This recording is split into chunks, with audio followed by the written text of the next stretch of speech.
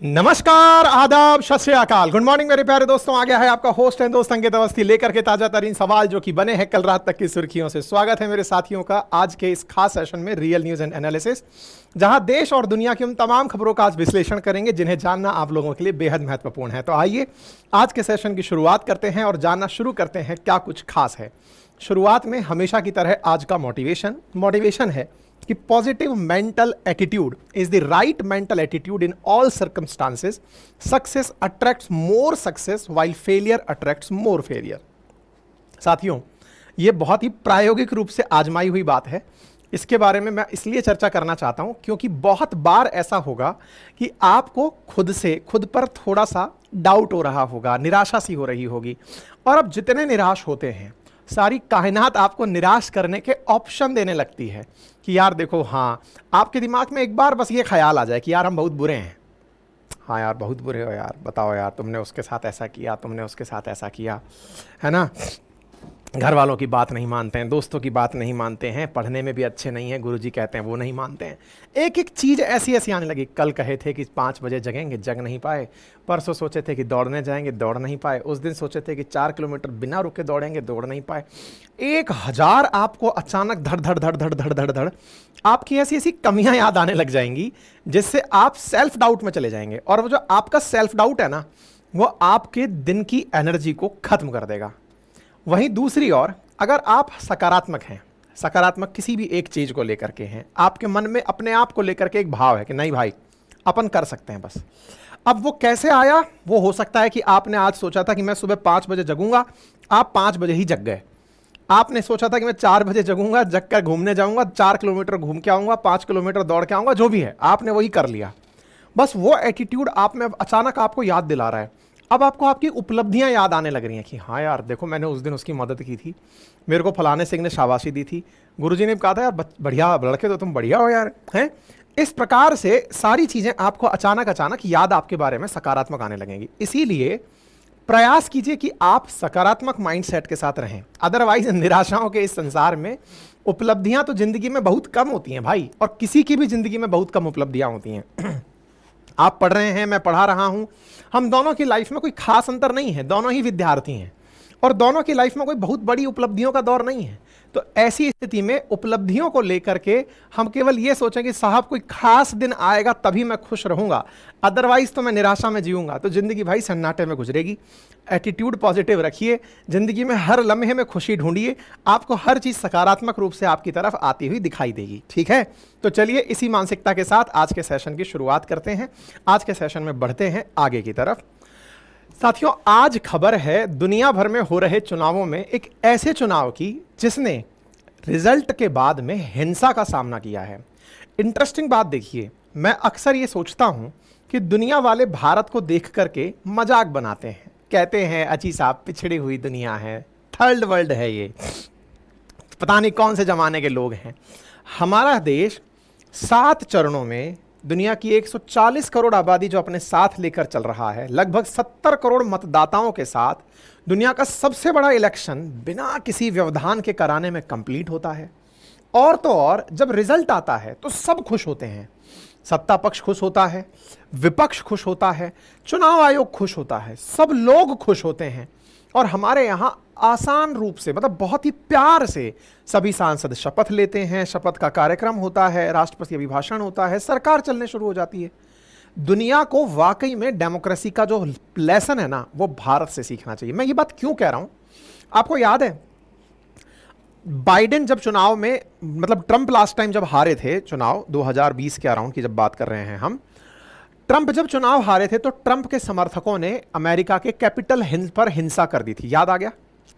America जो अपने आप को कहता है कि डेमोक्रेसी यहां से शुरू हुई है, समर्थकों ने हिंसा कर दी थी। ये डेवलप्ड कंट्री है, दुनिया को लोकतंत्र का पाठ पढ़ाते हैं, मानवाधिकार का पाठ पढ़ाते हैं, ठीक है साहब। ऐसी ही एक डेवलप्ड कंट्री है जिसका नाम फ्रांस है, होने को अपना मित्र है, लेकिन उस मित्र ने भी हाल ही में चुनाव के बाद में हिंसा का सामना किया है। ये वो लोग हैं जो इस बात का लोहा मनवाते हैं कि साहब भारत के भी जो कॉन्स्टिट्यूशन है, भारत का जो प्रियम्बल है, उसमें हमारी तरफ से दी गई बहुत सी चीज़ें, यानी कि दुनिया को दिए गए हमारे लेसन शामिल हैं। आज वही फ्रांस चुनाव के बाद हिंसा देखता है। ये चुनाव के बाद हिंसा क्यों हुई, आज के सेशन में समझेंगे। लेकिन एक बड़ा ही यथार्थ प्रश्न बनता है, और वो ये है कि क्या मैक्रोन अपने पद से इस्तीफा दे देंगे क्या? चुनाव के अंदर हिंसा हुई है, क्या मैक्रोन के पद पर चुनाव हुआ था क्या? सारी बातें आज के सेशन में करनी है, विस्तार से चलेंगे। आइए फ्रांस का चुनाव डिस्कस करते हैं। साथियों, फ्रांस यूरोप का विकसित राष्ट्र, वो जो कि वर्तमान के अंदर बैठा हुआ है यूनाइटेड नेशन की सिक्योरिटी काउंसिल की सीट लेकर, वहां पर चुनाव के रिजल्ट आते हैं। इंटरेस्टिंग बात यह है कि किसी भी पार्टी को बहुमत नहीं मिलता। बहुमत नहीं मिलता तो जिन्हें बहुमत की आशा थी उन्होंने देश में आग लगा दी, जहां चाहां प्रदर्शन कर दिए। हालात ये हो गए कि दुकान वाले घरों पर, दुकानों पर, अपने अपने प्रेमाइसेस पर वो डाल कर बैठ गए कि भाई कोई हमारी दुकान को नुकसान ना पहुंचाए। शेड डाल के बैठ गए, कोई शीशे को ढक रहा है कि कहीं ऐसा ना हो कि कुछ गड़बड़ झाला हो जाए। ऐसी स्थितियां बनी क्यों, आज के सेशन में चर्चा करेंगे। क्यों ऐसी स्थितियां बन रही हैं कि अपने आप को विकसित राष्ट्र कहने वाला फ्रांस पुलिस की मदद से चुनाव परिणाम के बाद भड़की हुई हिंसा को शांत करने के लिए निकल रहा है। यानी कि यहां पर हालात बड़े ही विस्मयकारी हो गए हैं। आज का सेशन बहुत खास है क्योंकि आज के सेशन में फ्रांस के ये हालात देखकर मन को ये सुकून तो जरूर मिलेगा कि यार ये लोग दुनिया को पाठ जरूर पढ़ाते हों, लेकिन डर के मारे अपने यहां पर इस प्रकार की जालियां कि चुनाव के रिजल्ट आए हैं, लोग हमारे दुकानों को फोड़ने चले आएंगे, लोग अपने दुकानों को इस प्रकार से सुरक्षित करते हुए दिखाई देते हैं। इससे उन देशों को बहुत शांति मिलती होगी, तभी रशियन टाइम्स इसको खबर के रूप में ले रहा है। उन्हें बड़ी खुशी मिलती होगी जो दुनिया को लोकतंत्र का पाठ पढ़ाते हैं कि भाई, जैसे मान लीजिए कि दुनिया के लोकतंत्र का पाठ पढ़ाने वाले अमेरिका, फ्रांस जैसे देश जब रशिया को सिखाते हैं कि देखो तुम ऐसा मत करो, तो वो कहेंगे कि भैया पहले अपनी गिरेबान में झांक लो, फिर हमें बात बताना, ठीक है ना। तो साहब बड़ी इंटरेस्टिंग खबर है। इंटरेस्टिंग खबर केवल इतनी से लाइन में खत्म की जाए तो यह है कि यहां संसदीय चुनाव हुए। अब संसदीय चुनाव हुए तो राष्ट्रपति मैक्रो की जो पार्टी है उनकी पार्टी को बहुमत नहीं मिला। यहां के रिजल्ट में 3 बड़ी पार्टियां निकलकर आई, जिनमेमें से सबसे बड़ी पार्टी निकलकर आई वामपंथी न्यू पॉपुलर फ्रंट, जिसे 182 सीटें मिली। दूसरे नंबर पर निकल करके आई रेनेसा पार्टी, इसे 163 सीटें मिली। और तीसरे नंबर पर निकलकर आई 143 सीटों के साथ दक्षिणपंथी नेशनल रैली। अब इस पूरी कहानी को समझें, इसके लिए आवश्यक है कि आपको फ्रांस का पॉलिटिकल सिस्टम समझाया जाए, आपको बताया जाए कि यहां पर पॉलिटिकल सिस्टम कैसे है, राष्ट्रपति क्या होता है, प्रधानमंत्री कैसे काम करता है, यहां की संसद कैसे काम करती है, संसद में कितने सांसद होते हैं। सारी बातें आपको एक एक करके समझाएंगे। बेसिक जानकारी, चूंकि आपको ये लाइन समझनी है तो इतना समझ लीजिए, जैसे भारत की संसद में लोकसभा जो एक सदन है, जिसे निचला सदन कहते हैं, उसमें 543 सांसद हैं। उनमें से 272 सीटें जिसको मिल जाती हैं वो पार्टी सरकार बना लेती है। ऐसे ही इनके यहां भी लोकसभा यानी इनका जो निचला सदन है उसमें 577 सीटें हैं। 577 सीटों में से जिस पार्टी को 289 सीटें मिल जाती हैं, आधी से एक अधिक, जिस पार्टी को आधी से एक अधिक सीटें मिल जाती हैं वो सरकार बना लेती है। 289 सीटें अगर मैं बोल रहा हूं तो 289 सीटें आपको कहीं भी लिखी हुई दिखाई नहीं दे रही हैं। यहां पर 3 तरफ के रिजल्ट हैं। यहां पर रिजल्ट में जो राइट विंग है, लेफ्ट विंग है और सेंट्रिस्ट हैं, तीनों अपने अपने तरह के वोट प्राप्त करने में कामयाब हुए हैं। यहां पर जो वामपंथी हैं यानी कि लेफ्ट विंग के जो लोग हैं, लेफ्टिस्ट जो लोग हैं, उन्हें सबसे अधिक 182 सीटें मिली। और यहां पर इमानुएल मैक्रोन की जो पार्टी है जिसका नाम है रेनेसा पार्टी, रेनेसा पार्टी को यहां पर 163 सीटें मिली। और जो दक्षिणपंथी रैली जिसके कारण यहां चुनाव हो रहा था, मतलब जिसकी वजह से यहां पर चुनाव हुआ है, उसे 3rd सबसे कम सीटें मिली। और बवाल का भी यही कारण है, तीनों में से किसी को बहुमत नहीं मिला। यह तय है कि सरकार बनाने के लिए 182 प्लस 163 अगर होगा तभी जाकर सरकार बनेगी। पहले तो इस बात को समझिए। आपके दिमाग में एक प्रश्न यह भी आ सकता है कि 182 और 142 भी तो हो सकता है साथ में। मैं आंसर पहले ही दे सकता हूं कि नहीं हो सकता, क्योंकि विचारधारात्मक रूप से एक पार्टी लेफ्ट विंग है, एक राइट विंग है और एक सेंट्रल पार्टी है। सेंट्रल पार्टी मैक्रोन की पार्टी है। मैक्रोन अब संभव है कि इस पार्टी के साथ गठबंधन करके सरकार बना लें। लेकिन जब मैं ये लाइन बोल रहा होता हूं कि मैक्रोन सरकार बना लें तो आपके दिमाग में प्रश्न उठने लगता है, तो क्या इसका मतलब क्या राष्ट्रपति पद के लिए चुनाव हुआ था क्या? इसीलिए आपको यहां का पॉलिटिकल सिस्टम समझना जरूरी है। पॉलिटिकल सिस्टम समझें उससे पहले यह समझ लें कि यहां पर गैब्रियल अटल नाम के व्यक्ति प्रधानमंत्री पद पर थे जो अपने पद से इस्तीफा दे रहे हैं। अच्छा, इसलिए मैं अब आपको बोल रहा हूं कि यहां का थोड़ा पॉलिटिकल सिस्टम समझें। और जब मैंने ये लाइन बोली कि यहां पर दक्षिणपंथी पार्टी जिसका नाम नेशनल रैली है उसकी वजह से यहां पर इलेक्शन हुए हैं, तो अब आपको यह बात पूरी इंटरेस्ट के साथ समझनी होगी। यानी इस फिल्म के अंदर 3 कलाकार हैं। पहला कलाकार न्यू पॉपुलर फ्रंट है। हम नेताओं की बात नहीं कर रहे हैं, हम पार्टियों की बात कर रहे हैं। आप विचारधारात्मक रूप से याद रख लें, एक लेफ्ट विंग पार्टी है, एक सेंट्रिस्ट पार्टी है यानी कि मध्यम मार्गी है जिसके अंदर मैक्रोन आते हैं, और तीसरे नंबर पर नेशनल रैली है जो कि राइट विंग पार्टी है। राइट विंग पार्टी कितनी राइट है इसको इस तरह से समझ लीजिए कि यह पार्टी वो है जो कि फ्रांस में एकदम सख्त खिलाफ है बाहर से आए हुए लोगों के, नंबर 1, और नंबर 2 मुसलमानों के, कि जो मुस्लिम फ्रांस में आकर बस गए हैं और सार्वजनिक स्थानों पर बुर्का पहनकर घूम रहे हैं, हिजाब की पालना कर रहे हैं, ये उनके सख्त खिलाफ है। यानी कि ये वो पार्टी है जो फ्रांस में एक्सट्रीमिज्म को बढ़ावा दे रही है। इसलिए ये अपने आप को राइट विंग में रखते हैं कि साहब हम एक्सट्रीम अवधारणा को मानते हैं, देश प्रेम को सर्वोच्च मानते हैं और अपनी विचारधारा को सर्वप्रथम मानते हैं। ये लिबरल लोग होते हैं जो समावेशी हैं, यानी कि सबको साथ लेकर चलना है। ये मध्यम मार्गी हैं कि जब इन्हें लगता है कि इनका पलड़ा भारी है तो इनकी जैसी नीतियां बना लेते हैं, इनका पलड़ा भारी है तो इन जैसी नीतियां बना लेते हैं। तो ये मध्यम मार्ग पर चलने वाले व्यक्ति हैं। इन तीनों ने ही चुनाव में पार्टिसिपेट किया। लेकिन इस बात को भी और समझें उससे पहले मैं आपको यहां की राजनीतिक व्यवस्था का प्रकाश डाल देता हूं। जैसे भारत के अंदर अगर हम बात करते हैं तो पार्लियामेंट्री सिस्टम है, संसदीय चुनाव प्रणाली है, अर्थात संसद के अंदर सांसद चुने जाते हैं और उन सांसदों में से ही प्रधानमंत्री पद का निर्वाचन किया जाता है। निर्वाचन क्या, प्रधानमंत्री उस बहुमत वाले दल के अंदर से चुना जाता है। ठीक है। अमेरिका के अंदर प्रेसिडेंशियल सिस्टम है। प्रेसिडेंशियल का मतलब अमेरिकी नागरिक डायरेक्ट प्रेसिडेंट को चुनाव करके जिताते हैं। फ्रांस में सेमी प्रेसिडेंशियल सिस्टम है। सेमी प्रेसिडेंशियल सिस्टम का मतलब क्या हुआ, यहां पर 2 प्रकार के चुनाव होते हैं। पहला, यहां पर अमेरिका की तरह राष्ट्रपति को डायरेक्ट निर्वाचित किया जाता है जो कि अमेरिका में होता है बिल्कुल वैसे ही, और प्रधानमंत्री को भारत की तरह संसद के माध्यम से चुना जाता है। यानी कि यहां पर 2 प्रकार के पद हैं। एक राष्ट्रपति का जो जनता डायरेक्ट चुनती है। इंडिया में कैसे होता है राष्ट्रपति का चुनाव, इनडायरेक्ट होता है। इनडायरेक्ट मतलब हम डायरेक्ट नहीं चुनते राष्ट्रपति को, हम सांसद चुनते हैं, विधायक चुनते हैं, हमारे द्वारा चुने गए सांसद और विधायक राष्ट्रपति चुनते हैं, इसलिए ये इनडायरेक्ट इलेक्शन हुआ। इनके यहां पर क्या है, राष्ट्रपति को भी जनता डायरेक्ट चुनती है और प्रधानमंत्री को भी डायरेक्ट चुनती है। यानी कि संसद के अंदर जो लोकसभा वाली सीटें हैं उनके लिए भी डायरेक्ट चुनाव होता है। ठीक है। तो सेमी प्रेसिडेंशियल क्यों कहा, भाई राष्ट्रपति भी है और प्रधानमंत्री भी है, तो सेमी प्रेसिडेंशियल वर्ड क्यों यूज किया जा रहा है। अध्यक्षात्मक प्रणाली जो है वो अर्ध अध्यक्षात्मक प्रणाली क्यों है, क्योंकि यहां के राष्ट्रपति के पास कुछ विशेष पावर हैं, जैसे विदेशी संबंध है, अंतर्राष्ट्रीय सुरक्षा है, वाणिज्य है, यानी कि दुनिया के देशों के साथ जो व्यवहार रखने की ताकत है वो राष्ट्रपति को दी हुई है। लेकिन नेशनल जो मुद्दे हैं उन पर प्रधानमंत्री की जो संसद है उसको पावर दी हुई है। इसका मतलब यहां कंप्लीट रूप से मैक्रोन का शासन नहीं चलता है। मैक्रोन को कुछ मामलों पर जो देश के नेशनल मामले हैं उनके लिए संसद से परमिशन लेनी होती है, इसलिए यहां पर संसद भी मायने रखती है और कुछ मामलों में राष्ट्रपति भी मायने रखता है। यानी कि यह बड़ा ही मिक्स प्रकार का सिस्टम है। फ्रांस के अंदर सेमी प्रेसिडेंशियल सिस्टम है। तो पहली तो यहां तक बात समझ में आ जानी चाहिए। ठीक है। संसद के जो चुनाव होते हैं इनके यहां पर भी अपनी ही तरह 2 सदन होते हैं, उच्च सदन और निम्न सदन। यहां पर निम्न सदन में 577 सीटें हैं जिसके लिए यहां पर चुनाव हुआ था। इंटरेस्टिंग बात यह है कि यह चुनाव होना 2027 में था लेकिन हो 2024 में ही गया। अब आप पूछेंगे ऐसा कैसे।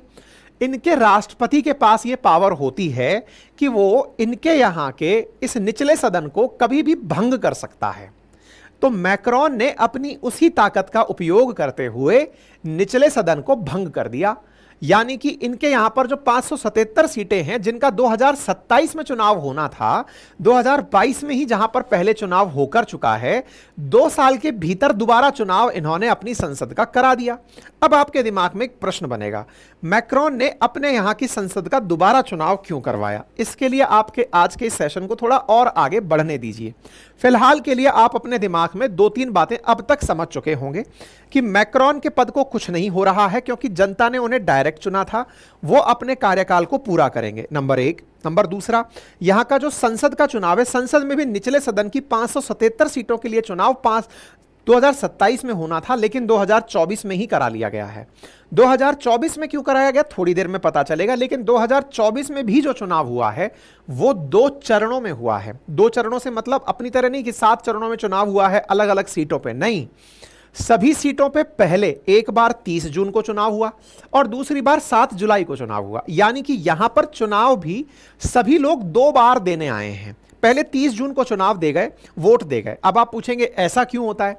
ऐसा इनके यहां इसलिए होता है क्योंकि पहले चरण में ये कहते हैं कि जो भी व्यक्ति राजनीति के अंदर उतर रहे हैं, या फिर ये कहिए कि जो लोग सांसद बनने के लिए उतर रहे हैं, पार्टी उतर रही हैं, उन पार्टी के उम्मीदवारों को अपने कुल वोट शेयर का 12.5% वोट शेयर प्राप्त करना जरूरी होता है। अगर एक बार 12.5% वोट प्राप्त कर लिया तभी आप सेकंड चरण के मतदान के लिए जाएंगे। पहली चरण को यहां पर प्रीलिम्स की तरह रखा गया है। प्री और मेंस जैसे अपनी परीक्षाओं में होता है कि क्वालिफाइंग मार्क्स लेने होते हैं, ऐसे ही फ्रांस में चुनाव 2 चरणों में होते हैं। इनका जो प्रीलिम्स है वो 30 जून को हुआ। उस प्रीलिम्स में जो रिजल्ट्स आए थे उन्हें देखकर यह लगा कि ये वाली पार्टी सबसे बड़ी पार्टी बनकर उभरने वाली है। अर्थात ये जो नेशनल रैली नामक पार्टी है ये लगभग 240 सीटें खुद के दम पर जीत जाएगी। प्रीलिम्स में इन्होंने यानी 30 जून में इन्होंने इतना बढ़िया परफॉर्मेंस किया, लेकिन फिर खेला हो गया। खेला क्या हुआ कि जब प्रीलिम्स में नंबर आए, मैक्रोन को लगा कि भाई अपन तो लुढ़क लिए। ऐसी स्थिति में इन्होंने अपनी समर्थक पार्टी से कहा कि एक काम करो, दूसरे की पार्टी के लोगों को तोड़ना शुरू करो। 30 तारीख से 7 तारीख के बीच में बहुत सारे अपोजिशन के लीडर्स को बिठाया गया, उन्हें हॉर्स ट्रेडिंग के जरिए सेटल किया गया। वामपंथियों से कहा गया कि सारे वामपंथी अलग अलग मत लड़ो, एक हो जाओ। तो भाई साहब 30 से 7 तारीख के बीच में एक न्यू पॉपुलर फ्रंट का निर्माण होता है और वो न्यू पॉपुलर फ्रंट खुद बड़े इफेक्टिवली चुनाव लड़ने निकलता है कि भाई अपन लड़ेंगे अकेले से चुनाव। एक प्रकार से इन्हें टक्कर देने के लिए, जैसे भारत में हुआ हाल ही में कि बीजेपी को टक्कर देने के लिए देश की जितनी भी क्षेत्रीय राजनीतिक पार्टियां थी उन्होंने, अधिकांश पार्टियों ने एक साथ अपने अपने क्षेत्र में गठबंधन कर लिया सो दैट बीजेपी को रोका जा सके। उसके बावजूद भी बीजेपी 240 सीटें पाने में अपने दम पर कामयाब हुई। एग्जैक्टली इनके साथ भी कुछ ऐसा ही हुआ है। इन्हें टक्कर देने के लिए यहां पर वामपंथियों ने अपना एक ग्रुप बना लिया, सारी पार्टियां एक हो गई और न्यू पॉपुलर फ्रंट बना करके चुनाव लड़ी। इधर की तरफ इमानुएल मैक्रोन जो हैं वो अपना सेंट्रिस्ट अप्रोच लेकर चुनाव लड़ रहे थे। अर्थात मतलब ये समझिए कि प्रीलिम्स में जितने उम्मीदवार थे सबको बिठा दिया गया, मेंस में केवल 3 ही पार्टियों को छोड़ा गया कि आओ बेटा अब चुनाव लड़ते हैं। और हुआ इतना 7 दिन में खेला कि ये रह गई तीसरे नंबर पर। इनके समर्थक जो मानकर चल रहे थे कि हमें 240 सीटें मिलेंगी, इन्हें 142 सीटें मिली। बस इनके समर्थकों ने फूंकना शुरू कर दिया लोगों को कि भाई तुम लोग इस तरह कैसे कर सकते हो, ये तो केवल डेमोक्रेसी का मजाक है।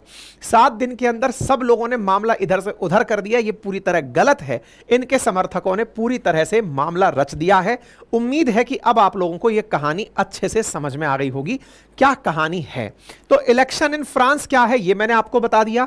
लोअर हाउस को इनके यहां पर नेशनल असेंबली कहते हैं, अपर हाउस को इनके यहां सीनेट कहते हैं, जैसे अपने यहां राज्यसभा होती है। इनके सीनेट में 348 मेंबर होते हैं। इनके लिए फिलहाल कोई चुनाव था नहीं, इसलिए आपको इस बारे में ज्यादा जानकारी लेने की आवश्यकता नहीं है। 2 राउंड में चुनाव होते हैं। पहले राउंड के चुनाव के अंदर 12.5% वोट शेयर लाना जरूरी होता है, यानी प्रीलिम्स क्वालिफाई करना जरूरी होता है। उस प्रीलिम्स के जो नंबर मिलते हैं उसके आधार पर सेकंड राउंड में बैठना होता है। लेकिन प्रीलिम्स से मेंस के बीच में यहां पर खेला हो गया और हराने के लिए नेशनल रैली नामक इस पार्टी को, जिसे आरएन या एनआर के नाम से जाना जा रहा है, कई पार्टियां एक हो गई और उन्होंने सिस्टम को बदल दिया। लेकिन अब एक बड़ा सवाल यहां पर अभी और रह गया और वो ये है, सेमी प्रेसिडेंशियल सिस्टम क्या होता है ये मैंने आपको बता दिया। एक बड़ा सवाल ये और बनता है कि यार 2027 में चुनाव होने वाले थे, तो भाई साहब मैक्रोन ने 2024 में चुनाव क्यों करा लिए। मतलब बड़ा सवाल तो यह बनता है कि जब चुनाव होने वाले थे 2027 में, तो आपने 2024 में चुनाव क्यों करा लिया, ऐसी क्या स्थिति बनी। अब उसके पीछे की कहानी सुनते हैं। उसके पीछे की कहानी कुछ इस प्रकार से है कि यूरोप में एक और पार्लियामेंट चलती है जिसका नाम है यूरोपियन पार्लियामेंट। अब आप पूछेंगे ये क्या है?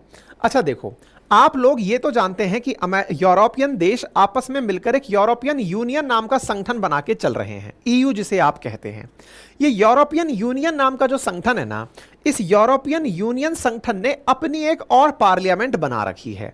मतलब इस तरह से समझिए, जैसे आज भारत के 28 राज्य 8 यूनियन टेरिटरी मिलकर के एक पार्लियामेंट चलाते हैं, ऐसे ही यूरोप के 27 देश मिलकर अपनी एक पार्लियामेंट चलाते हैं। जैसे अपने यहां पर संसद है, ऐसे इन 27 देशों की एक संसद है, और ये 27 देश मिलकर के भी भारत के कुल मतदाताओं का आधा नंबर ही रख पाते हैं। मतलब यदि ये कहें कि हम इतने बड़े देश हैं, तो इन्हें सोचने की आवश्यकता है कि भारत उससे बड़ी आबादी का चुनाव कराता है। ठीक है, उस पार्लियामेंट का नाम यूरोपियन पार्लियामेंट है। यूरोपियन पार्लियामेंट का मुख्यालय एक तो फ्रांस में है और एक बेल्जियम में है। दोनों देशों में इनकी बैठकें होती हैं। यूरोपियन पार्लियामेंट में 720 सीटें हैं, अधिकतम 753 सीटें हैं। पिछली बार 705 थी, इस बार 720 थी। अधिक जनसंख्या के अनुसार बढ़ती बढ़ती 753 तक फिलहाल जा सकती हैं। इस बार 720 सीटों के लिए चुनाव हुआ 6 से लेकर 9 जून के बीच में। तो अब आपको यह समझ में आ गया होगा कि यूरोप के 27 देश अपने में से लोग चुनकर यूरोपियन पार्लियामेंट में भेजते हैं। यूरोपियन पार्लियामेंट में भेजे गए लोगों में हर देश का अपना प्रतिनिधित्व होता है। फ्रांस का अपना है, जर्मनी का अपना है, नीदरलैंड का अपना है। इस तरह से ये लोग अपने अपने प्रतिनिधित्व भेजते हैं। इस बार जब यूरोपियन पार्लियामेंट का चुनाव हुआ, तो फ्रांस के अंदर इमानुएल मैक्रोन की जो पार्टी है, जो इनकी सेंट्रिस्ट पार्टी है, रेनेसा पार्टी जिसका नाम है, उसने बहुत अच्छा परफॉर्म नहीं किया। अच्छा परफॉर्म नहीं किया, उसके स्थान पर जो ये राइट विंग पार्टी है, कौन सी, RN party, rally, national rally नाम की जो पार्टी है, उसने बहुत अच्छा परफॉर्म किया। इमानुएल मैक्रोन को यह लगा कि यदि ऐसा हाल चलता रहा तो भाई ना तो यूरोपियन यूनियन में मेरी कोई बात सुनेगा और ना मेरे देश में कोई मेरी बात सुनेगा, कानून भी पास नहीं हो पाएंगे। इमानुएल मैक्रोन ने एक बेवकूफ़ी भरा कदम उठाते हुए, जब उन्हें यह दिख रहा है कि यूरोपियन यूनियन के रिजल्ट उनके समर्थन में नहीं रहे, उसके बावजूद उन्होंने अपने यहां की पार्लियामेंट को रद्द कर दिया। मतलब इंटरेस्टिंग बात यह है कि यूरोपियन यूनियन की पार्लियामेंट के चुनाव में जो इमानुएल मैक्रोन को हार मिली, यानी कि अपनी पार्टी के मेंबर चुन के भेजने में उन्हें जो हार मिली, बस उसी हार का उन्होंने भुगतान करते हुए अपनी पार्लियामेंट का फिर से चुनाव करा दिया, ताकि देशों के बीच में अपनी इज्जत को प्राप्त किया जा सके। यहां पर आप देख सकते हैं किस प्रकार से हर देश का अपना अपना प्रतिनिधित्व यहां पर होता है। ठीक है साहब, कुल मिलाकर बात यह है कि फ्रांस की संसद समय से पूर्व भंग की गई। क्यों भंग की गई? क्योंकि यूरोपियन संसद में फ्रांस की जो सत्तारूढ़ पार्टी है उसके ज्यादा सांसद नहीं गए। इससे नाराज होकर के इन्होंने कहा मैं दोबारा चुनाव करा करके संसद को रिफ्रेम करूंगा। मैक्रोन का यही जो बेवकूफी भरा कदम था, इसके चलते इन्होंने बाद में भी नुकसान उठा लिया है। नुकसान कैसे उठा लिया? यूरोपियन संसद के अंदर जितने भी फ्रांस की जो पार्लियामेंट है उसके अंदर जितनी भी पार्टियां हैं, वो पार्टी अपने अपने स्तर पर अपना कुछ ना कुछ फेवर रखती हैं। लेकिन ये जो मैडम है ना, इनका अपना रुतबा है। इनका नाम जो है पैस डेबेस्टियन, जो भी नाम है इनका, लूनिया, अभी नाम बताते हैं इनका, क्या गया, मैरिन ले पेन है ना, फ्रांसीसी नाम पढ़ा नहीं आया था मुझे। मैरिन ले पेन नाम की जो मैडम है, इन्होंने लास्ट टाइम भी जब फ्रांस के अंदर प्रेसिडेंशियल इलेक्शन हुए थे ना, उस समय भी इमानुएल मैक्रोन को कड़ी टक्कर दी थी। मैक्रोन जो कि सेंट्रिस्ट पार्टी से बिलोंग करते हैं, इन्होंने बड़ी टक्कर दी थी, बहुत अल्टीमेट नेता के रूप में। मतलब ये मानकर चलिए, इनके पिताजी भी एकदम राइट विंग आदमी थे, ये भी एक्सट्रीम राइट विंग हैं, और ये मानकर चला जा रहा है कि फ्रांस में एक दिन इनकी सत्ता जरूर आएगी। लेकिन इन्हें रोकने के लिए इमानुएल मैक्रोन, जितने भी लेफ्ट विंग लोग हैं, वो सब एक लॉबी बनाकर चल रहे हैं। लेकिन इनका धीरे धीरे रुतबा बढ़ता चला जा रहा है। ये जो नेता हैं मरीन ले पेन, ये एक राजनीतिज्ञ तो हैं ही, इनके पिताजी भी राजनीति में रहे हैं और लंबे समय से ये प्रैक्टिस कर रही हैं। कभी इनके बारे में अलग से एक डिटेल में सेशन कवर करेंगे। फिलहाल के लिए ये समझ जाइए कि ये फ्रांस में राइट विंग होने का मतलब यह है कि ये यहां पर ना तो इमिग्रेंट्स को पसंद करती हैं, ना मुसलमानों को पसंद करती हैं, और अपने इन्हीं बयानों के कारण, विशेष रूप से ये कि अगर किसी के पास दोहरी नागरिकता है तो उसे तो सरकारी पद मिलने ही नहीं चाहिए, मतलब इस प्रकार की थॉट रखती हैं। तो फ्रांसीसी लोगों को पर्टिकुलरली ये बहुत पसंद आती हैं। फ्रांस में लगभग 6.8 करोड़ आबादी है, उनमें से लगभग आधे लोग वोट के लिए एलिजिबल हैं और इस तरह से इनका जो है ना वो एक प्रकार का वर्चस्व काफी तेजी से बढ़ रहा है। हाँ, एक सवाल दिमाग में जरूर आ सकता है कि फ्रांस में कितना परसेंट कौन सा रिलीजन है, तो जिस इस्लाम के खिलाफ ये लोगों को भड़का रही हैं उसका पॉपुलेशन परसेंटेज लगातार धीरे धीरे बढ़ते हुए 10% तक पहुंच रहा है। ऐसी स्थिति में इनका कैलकुलेशन ये है कि आने वाले समय में फ्रांस में एक मेजर कम्युनिटी इस्लाम को अपनाने वाली हो जाएगी, इसलिए फ्रांसीसियों को अवेयर करने की आवश्यकता है और उसी को लेकर के ये पूरी तरह संघर्ष कर रही होती हैं। इसी संघर्ष का परिणाम यह है कि इस चुनाव में जहां 30 जून तक ये चुनाव जीत रही थी, 7 जुलाई को अपोजिशन और कई पार्टियों ने आपस में मिलकर इन्हें रोका और रोकने का जो नतीजा निकला वो ये है कि रिजल्ट के बाद में 30,000 पुलिस वाले इनके प्रदर्शनकारियों को, इनके समर्थकों को रोकने के लिए तैनात करने पड़े। रिजल्ट सामने है, लेकिन अब बड़ा सवाल यह है कि क्या मैक्रोन पद से इस्तीफा देंगे? तो जवाब है कि मैक्रोन जिस चुनाव से लड़कर गए थे उसमें अभी उनको कोई दिक्कत नहीं है, लेकिन हां, मैक्रोन के समर्थक जो व्यक्ति यहां पर प्रधानमंत्री बने हुए थे, गैब्रियल अटल, उन्हें अपने पद से इस्तीफा देना पड़ेगा। अब गठबंधन की सरकार बनके नई पार्टी का सरकार शासन में आएगा। कौन सा गठबंधन यहां सरवाइव करता है, यह देखने वाली बात होगी। यहां पर आप देख सकते हैं इनके समर्थन में, मैरियन ले पेन के समर्थन में किस तरह से फ्रांस में हुजूम उमड़ता है। इनकी गजब फैन फॉलोइंग यहां पर देखी जा रही है। फिलहाल के लिए ये क्यों हारी है इसके बारे में केवल इतना सा ही कहा जा रहा है कि मैक्रोन और अपोजिशन ने चालाकी से इन्हें हराया है, लेकिन हां, राजनीति में तो ये सब दांव-पेच चलते ही हैं। बाकी आप इस विषय को कैसे देखते हैं ये आप अपने कमेंट बॉक्स में जरूर बताएं।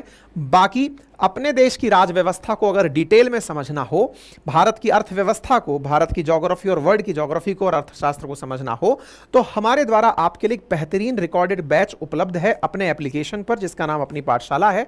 लिंक उसका कमेंट बॉक्स में है। पूरी 1 साल की वैलिडिटी के साथ मेरी क्लासेस यहां उपलब्ध हैं, जिन्हें आप एक्सेस कर सकते हैं। और जो क्लास में पढ़ाया गया कंटेंट है वो हमारी किताबों में उपलब्ध है, जो हैंड रिटन है और इस तरह से उसके अंदर कंटेंट को प्रदर्शित किया गया है। उन्हें आप घर बैठे ऑर्डर कर सकते हैं। ठीक है साहब, किसी प्रकार की कोई क्वेरी अगर हो तो कमेंट बॉक्स में बताएं।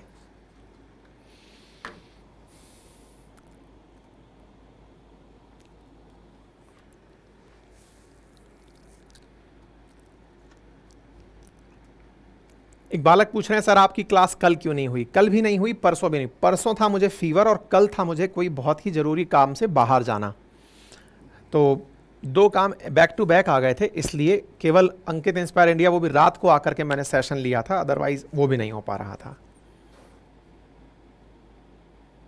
ठीक है,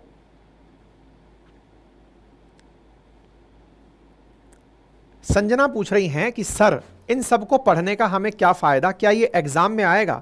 बहुत बढ़िया सवाल है। अगर तुमने इस बात को इनोसेंस में पूछा है तो आंसर है यस, आएगा।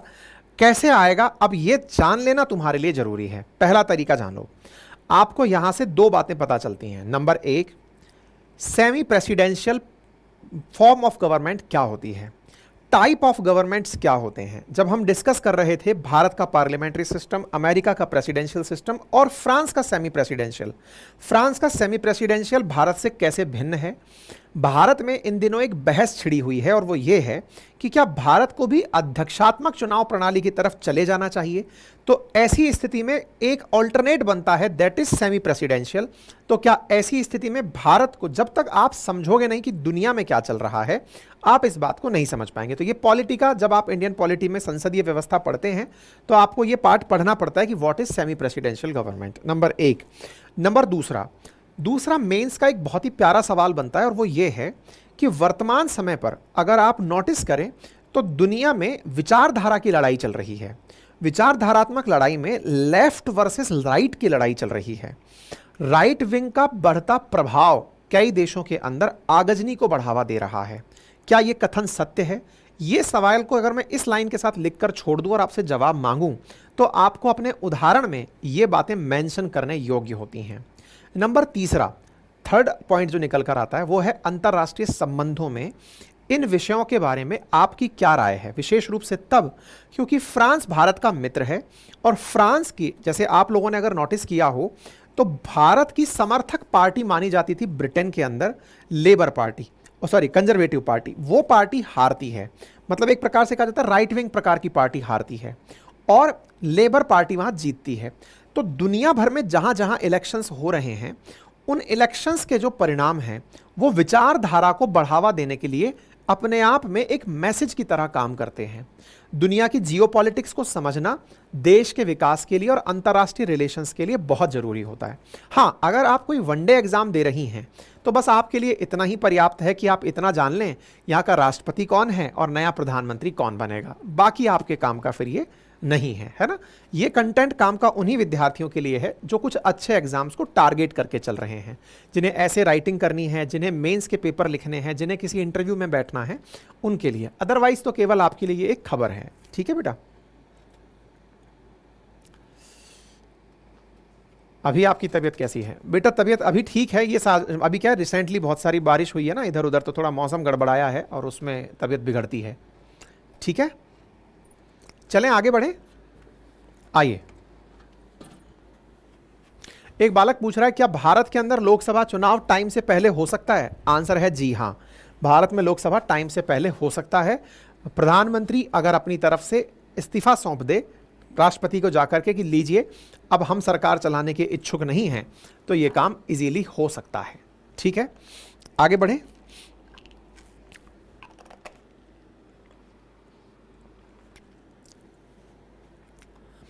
आज एक सेशन ऐसा आपके सामने आ रहा है जहां पर आप अमेरिका की दादागिरी को एक बार फिर से देखने वाले हैं। आप कहेंगे दादागिरी तो सबको पता है, पहले तक वर्चस्व सुनाते थे, अब दादागिरी पर आ गए हैं। दादागिरी मैं इसलिए कह रहा हूं कि अगर आपने अपना घर किसी को किराए पर दिया हो और किराएदार घर को खाली करने से मना कर दे, तो आप इसे दादागिरी नहीं तो और क्या कहेंगे? आप उसका जबरन कब्जा ही तो कहेंगे। और खाली करने से मना कर दे, ये एक अलग केस है। अगर कोई किराएदार आपसे आकर यह कहे कि मकान मालिक आप इस घर में घुस मत आना, भाई साहब ये तो जबरदस्ती हो गया है। कुछ ऐसा ही इस समय पर अमेरिका ने ब्रिटेन के साथ किया है। हालांकि ब्रिटिशर्स इसे अपनी अंतर्राष्ट्रीय बेइज्जती काउंट करने से बच रहे हैं। खैर, देर सवेर ही सही उन्हें ये अपनी अंतर्राष्ट्रीय बेइज्जती का रियलाइजेशन हो ही जाएगा। हम तो अपना काम कर ही देते हैं। मैं ये चर्चा क्यों कर रहा हूं? बादलों को हटाकर थोड़ा सा जूम करके देखते हैं। आपको एक जगह यहां पर कुछ इस तरह से दिखाई पड़ती है। नाम है इसका डियागो गार्सिया।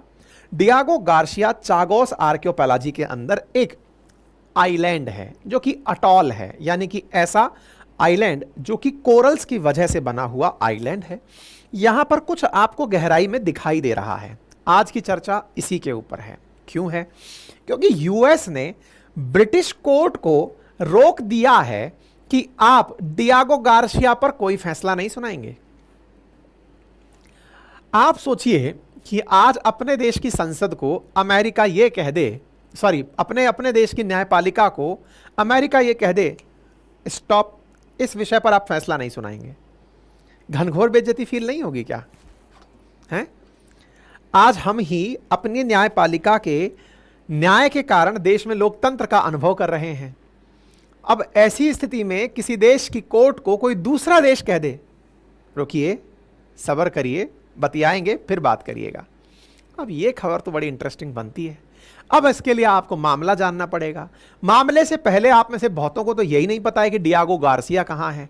भाई साहब, डियागो गार्सिया कई बार परीक्षाओं में पूछा जा चुका है।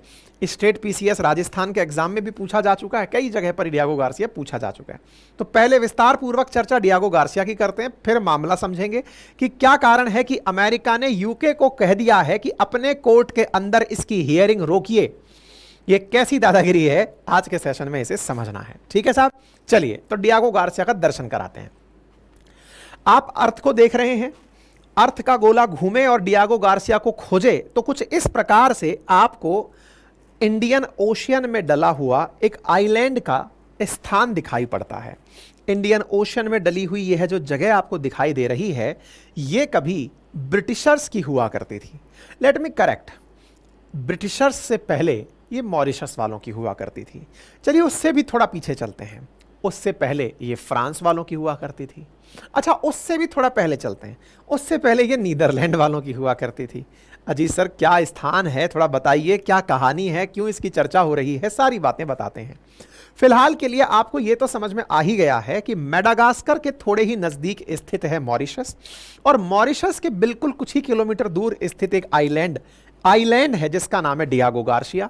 अगर हम इक्वेटर की बात करें तो इक्वेटर के दक्षिण में स्थित है डियागो गार्सिया। अगर भारत से बात करें तो इंडियन ओशियन के मध्य में स्थित है डियागो गार्सिया।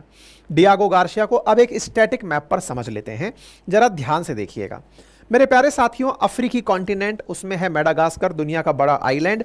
और मेडागास्कर से अगर आप पूर्व की तरफ चलते हैं तो आपको मॉरिशस दिखाई देता है। मॉरिशस ग्रुप ऑफ आइलैंड का एक नेशन है। यहां पर ही काफी सारे आइलैंड, जिनमें से एक एगालेगा आइलैंड जिसको कि मॉरिशस भारत को देने को तैयार हुआ है। उसी तरह से थोड़ा और आगे चलते हैं तो मध्य में एकदम बीचों बीच इंडियन ओशियन के एक आइलैंड दिखाई पड़ता है जिसका नाम डियागो गार्सिया है, जो कि इक्वेटर के थोड़ा सा दक्षिण में स्थित आइलैंड है। इक्वेटर से नीचे की तरफ स्थित आइलैंड है, ठीक है। अब ये आइलैंड हमें दिख तो नहीं रहा, लेकिन फिर भी हम मान लेते हैं कि आप कह रहे हो तो आइलैंड रहा होगा। यहां जो स्थित आइलैंड है साथियों, इस आइलैंड पर रहती है अमेरिका की सेना। जी हां, अमेरिका की सेना ना केवल यहां रहती है अपितु गुप्त रूप से रहती है, यानी छुपकर रहती है। अजी सर, आपको पता है, अब आपके मुखमंडल से सबको पता है, अखबारों में छपा है, फिर भी आप कह रहे हैं गुप्त रूप से रहती है। ऐसा कैसा गुप्त है जो सबको पता है? क्या ओपन सीक्रेट है? क्या कह लीजिए कि ओपन सीक्रेट है। मैं ऐसा क्यों कह रहा हूं? मैं ऐसा इसलिए कह रहा हूं क्योंकि ये तो सबको पता है कि अमेरिका की सेना रहती है, ऑन पेपर रहती है, लेकिन करती क्या है ये किसी को नहीं पता है। अमेरिका के यहां पर हजारों सैनिक स्थान बनाए हुए हैं लंबे समय से, लगभग 50 साल से, लेकिन वो यहां क्या कर रहे हैं किसी को नहीं पता है। और तो और किसी को पता भी कैसे चले, यहां पर पक्षी को भी पैर रखने की इजाजत नहीं है। आप पूछेंगे मतलब? पक्षी को पैर रखने की इजाजत नहीं है मतलब? अरे सर, सी बीच से होकर कुछ भी पहुंच जाए तो कोई तो रुक ही सकता है ना। हमको कल को मन किया, अपनी नाव लिए और घूमने पहुंच गए, जहाज लगा के पहुंच गए, भून दिए जाओगे। उतरने की परमिशन नहीं है। उतरने की परमिशन नहीं मतलब यहां कोई आउटसाइडर है ही नहीं। अरे हुआ करते थे बकायदा उन सबको यहां से एक एक करके निकाल कर दूसरे देशों में बसा दिया। अब यहां पर कोई नहीं है, केवल अमेरिका की सेना और कुछ 50 एक ब्रिटिशर्स यहां पर रहते हैं। और लेबर के रूप में अगर किसी को काम कराना हो तो अमेरिकी सेना ही भले ही किसी को ले आए काम कराने के लिए, तो लेबर रहती है, बाकी कोई नहीं। सब खतरनाक जगह लग रही है। हमने कहा जी हाँ, बहुत छोटी सी है। अगर स्क्वायर क्षेत्रफल में बात करें तो 30 स्क्वायर किलोमीटर के आसपास का एरिया है जहां पर यह डियागो गार्सिया स्थित है। अगर हम बात करें तो यहां पर जो चागोस आर्किपेलागी यानी कि आसपास के जो आइलैंड्स हैं उनमें से यह एक आइलैंड है। कहानी को थोड़ा पीछे से लेकर आते हैं, थोड़ा डियागो गार्सिया समझते हैं, फिर आज के विवाद को समझेंगे। साथियों, कहते हैं कि मॉरिशस को सबसे पहले डचों के द्वारा 1638 से 1710 में कब्जा करा किया गया था। अच्छा, एक इंटरेस्टिंग फैक्ट ऐसे भी समझिए, जितने भी ये दुनिया के बड़े देश रहे हैं, इन्होंने जब समुद्री ताकत को पहचाना, जैसे इंडिया वालों को कभी समुद्र की ताकत पता ही नहीं चली। हम तो ये मानते थे कि समुद्र में जाना पाप है, लेकिन ये जो यूरोपियंस थे, यानी डच थे, पोर्तुगीज थे, फ्रांसीसी थे, ब्रिटिशर्स थे, इन्होंने तो समुद्री ताकत को पहचाना और समुद्र के बीच में जहां इन्हें जगह मिल जाए वो इनकी, यानी कि समुद्र के बीच में जहां इनको आइलैंड मिल गया वो आइलैंड इनका अपना हो गया। ऐसे ही कभी समुद्र में डच घूम रहे थे तो उन्हें ऐसे ही मॉरिशस दिखाई दिया होगा, उन्होंने मॉरिशस पर अपना कब्जा कर लिया। 1710 से लेकर 1638 से 1710 तक मॉरिशस नाम के आइलैंड पर कब्जा रहा डच लोगों का। उसके बाद फ्रांसीसी आए, फ्रांसीसियों ने 1715 से 1810 तक मॉरिशस पर कब्जा किया, 157 साल तक। फिर फ्रांसीसियों को हटा करके 1810 में ब्रिटिशर्स आए और 1810 में आए ब्रिटिशर्स 1968 तक मॉरिशस पर शासन किए, यानी कि इस पर 3-3 देशों का शासन मॉरिशस पे रहा है। चलिए कोई बात नहीं। 1968 के बाद क्या हुआ? 1968 में जाकर के मॉरिशस आजाद हो गया। मॉरिशस आजाद हुआ उससे पहले ब्रिटिशर्स ने एक चालाकी चली। क्या? 1965 में उन्होंने मॉरिशस से, यानी मॉरिशस के जो आइलैंड थे उनमें से डियागो गार्सिया को अलग कर दिया। मतलब इन्होंने समझदारी से क्या किया कि जहां पर मॉरिशस था उसी से कनेक्टेड ये वाला पूरा स्थान डियागो गार्सिया, ये पूरा आइलैंड का समूह मॉरिशस कहलाता था। इन्होंने बड़े ही समझदारी से 1965 में ही एक आदेश पारित करके ये कह दिया कि ये वाली जो चीज है यानी डियागो गार्सिया, ये मॉरिशस का हिस्सा नहीं है, सेपरेट कर दिया। सेपरेट कर दिया। तो आजादी के बाद मॉरिशस जब इस बात को लेकर यूएन कोर्ट में पहुंचा कि सर डियागो गार्सिया भी मेरा था, लेकिन ब्रिटिशर्स ने आजादी से पहले तोड़कर उसको अलग हिस्सा कर दिया और उस पर अपना कब्जा बरकरार रखा। मतलब सोचने की बात यह है कि आजादी तो दी मॉरिशस को, लेकिन तब भी इन्होंने उसके एक हिस्से पर कब्जा रखा। चलिए, एक हिस्से पर कब्जा रखा, इस एक हिस्से पर कब्जा आज भी बरकरार है ब्रिटिशर्स का, यानी ब्रिटिशर्स आज भी डियागो गार्सिया पर कब्जा रखते हैं। अभी एक मिनट, सेशन की शुरुआत में तो आप कह रहे थे अमेरिकी सेना है, अब आप कह रहे हैं ब्रिटिशर्स का कब्जा है। यही तो समझना है। मॉरिशस से कब्जा तो ब्रिटिशर्स ने रख लिया अपने पास, ब्रिटिशर्स ने ऑन पेपर उसे अपना बना लिया और उसे आगे अमेरिका को किराए पर दे दिया। अमेरिका से कहा कि एक काम करिए, मैं आपको एक आइलैंड दे देता हूं, क्योंकि आप लोग ताकतवर हैं, हमसे ज़्यादा ताकतवर हो गए हैं, आपको इंडियन ओशियन पर कंट्रोल रखना है, इंडिया, ऑस्ट्रेलिया, ये जितने भी कंट्रीज़ हैं इन पर नज़र रखनी है, आसियान पर नज़र रखनी है, तो आपको एक तो मचान चाहिएगी। तो मचान के लिए मैं आपको एक आइलैंड दे सकता हूँ, इसके बदले मुझे कुछ सस्ती मिसाइल दीजिए। अमेरिका ने ब्रिटेन को सस्ती मिसाइलें उपलब्ध कराई और ब्रिटेन ने 1965 में जिस जगह को कब्जे में लिया, 1966 में एक समझौते की मदद से सस्ती मिसाइलों के लालच में, जिस मिसाइल का नाम पोलारिस मिसाइल था, उसके लालच में इस आइलैंड को उठा करके अमेरिका को दे दिया कि सर जी ये आप रखिए, आइलैंड आपका हुआ, मिसाइलें मेरी हुई। और इस प्रकार से यह समझौता 50 साल के लिए हुआ। कब हुआ था? 1966 में। 50 साल कब पूरे हुए? 2016 में। 2016 में 50 साल इसके जब पूरे हुए तो अमेरिका ने फिर से ब्रिटेन से कहा कि सुनो, रिन्यू कर देना, अपना कब्जा बरकरार रहेगा। अब इस 50 साल के अंदर अमेरिका ने यहां क्या किया? अमेरिका ने बनाया यहां पर भव्य सैन्य बेस। उसने यहां पर बेहतरीन सैन्य बेस बनाया और यहां पर रह रहे लोगों को अमेरिका ने 1971 में एक एक करके बाहर निकाला। कुछ प्यार से तो कुछ को दुत्कार के। कुछ लोगों का सामान उठाया, कुछ लोगों को उठाकर खाना पीना रोक दिया, कुछ को लालच दिया कि जाओ आपको ब्रिटिश की नागरिकता देते हैं, इस जगह को छोड़ दो। ऐसा करके लगभग 1500 लोगों को फोर्सफुली यहां से बाहर निकाल दिया गया। इस बात की शिकायत भी की गई यूनाइटेड नेशंस के अंदर, यूएनएचआरसी के अंदर इसकी शिकायत हुई, जिसमें ब्रिटेन को दोषी पाया गया कि आपने ये गलत किया, लोगों को फोर्सफुली यहां से बाहर निकाला। लेकिन फोर्सफुली निकालने के पीछे का बड़ा कारण एक बहुत बड़ा यहां पर आर्मी बेस, नेवी बेस बनाना था।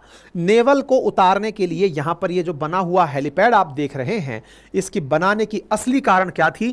क्योंकि यहां पर अमेरिकी सेना इसको पूरी तरह अपने पास रखना चाहती थी, ताकि किसी को भी यह ना पता चले कि अमेरिका किस तरह से यहां से ऑपरेट कर सकता है। अगर आज आप दुनिया भर के देशों में अमेरिका को ऑपरेट करते हुए देखते हैं तो लगभग ये जितनी भी रेड लाइट्स आपको दिखाई दे रही हैं, यहां पर बैठा हुआ अमेरिका ही है।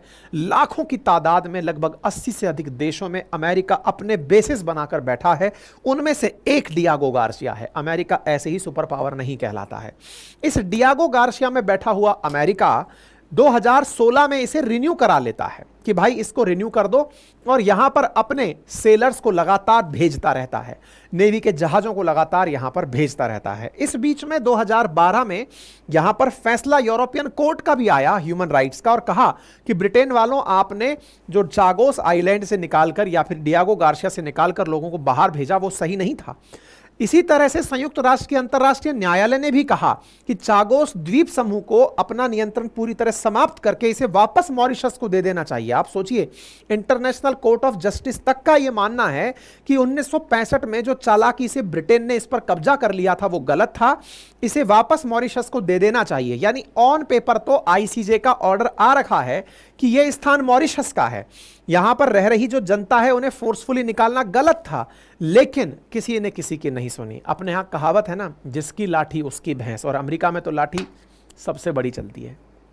यह अमेरिकी लाठी के प्रमाण हैं। इस तरह से इस आइलैंड को फिलहाल सजा दिया गया है। कहते हैं कि यह अपने आप में एक अनसिंकेबल एयरक्राफ्ट कैरियर है, यानी एक ऐसा एरिया बना दिया जो कि अपने आप में एक अटॉल है, डूब सकता नहीं है। यहां पर बड़ी मात्रा में सेना रह रही है। आज हम इसकी चर्चा क्यों कर रहे हैं, इसकी चर्चा आज क्यों आई, इसको सुनते हैं।